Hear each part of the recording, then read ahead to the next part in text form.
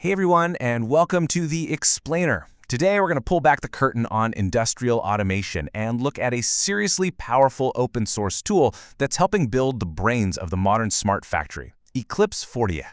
But let's start with a big question. When you picture one of those high-tech smart factories, with all the robots and sensors moving in perfect sync, have you ever stopped and wondered, how does it all think? How does one machine know what the other one's doing at any given second? Okay, let's dive into that. The real challenge, the big one, is trying to conduct what is basically a complex symphony of machines. We're talking about these huge distributed industrial control systems. See, we're way past just programming one single robot. It's all about creating a single, unified application that's actually running across a whole network of different devices. And they might even come from different companies. Getting them all to talk the same language and work as a team, well, that is the central puzzle of modern automation. So how in the world do you solve a puzzle like that? Well, it turns out the solution is this really powerful open source framework, and it's all built on an international standard. And that is Eclipse 4diac. It gives you a complete open source environment designed specifically for this kind of distributed control. Now, you really got to remember two things here. Open source, which means anyone can use it, and IEC 61499 standard, which means it creates a common language so all these different machines can finally understand each other. So let's pop the hood and see how this thing actually works. We're going to dive into the 4diac IDE. That's the Integrated Development Environment. This is the workshop where engineers actually build the factory's brain. Now, 4diac uses this philosophy called application-centric design. And what's so cool about this is that it completely flips the old way of doing things on its head.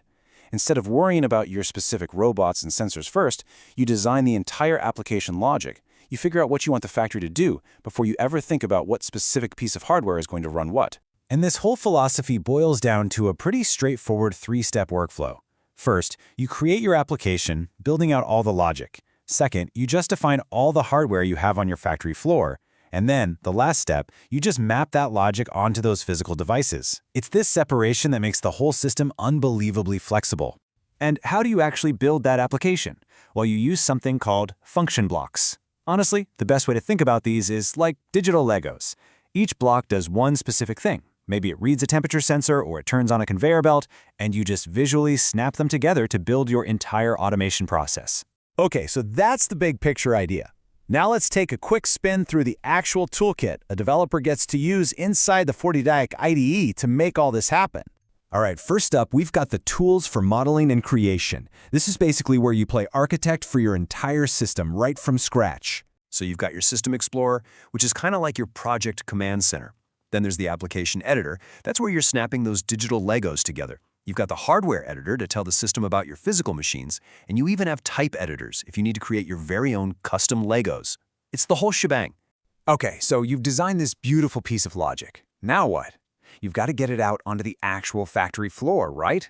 And that's where the deployment and distribution tools come into play. And this is where you really see the magic of that third step we mentioned. With the distribution editor, you literally just drag and drop parts of your application onto the different devices you've set up.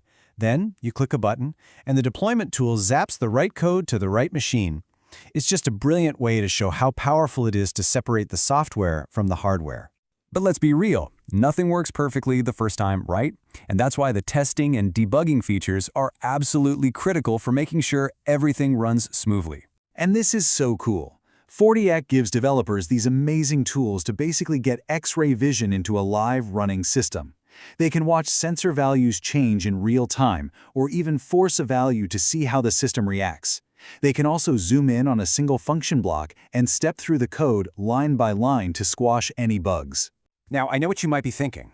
This all sounds super futuristic, maybe a little bit experimental, but, and this is a really important but, 4diac is not some brand new thing that just came out yesterday. No way. This is a mature, stable platform that's been growing for more than a decade. It's already proven itself as a rock-solid foundation for everything from university research projects to actual real-world industrial systems. It is ready to go. And you don't have to take my word for it. You can see that long history right here. This community has been meeting up since at least 2010 with regular workshops and events. And check it out. They're still pushing forward, with things like their first winter school planned for 2025. That shows you this is a healthy, active community that's invested in the future. So when you boil it all down, What's the crucial point? The big takeaway is that Eclipse 4diac provides something incredibly valuable, a foundation that is free, that is open, and that is based on a global standard. It's a tool that empowers everybody, from a student in a lab to a massive corporation, to build the flexible, powerful control systems our future smart factories are going to need. And that really leaves us with one last big question to chew on. In an industry that's often full of closed, proprietary systems, could open, community-driven standards like the one behind 4diac actually be the key to unlocking our shared industrial future? Something to think about. Thanks for watching.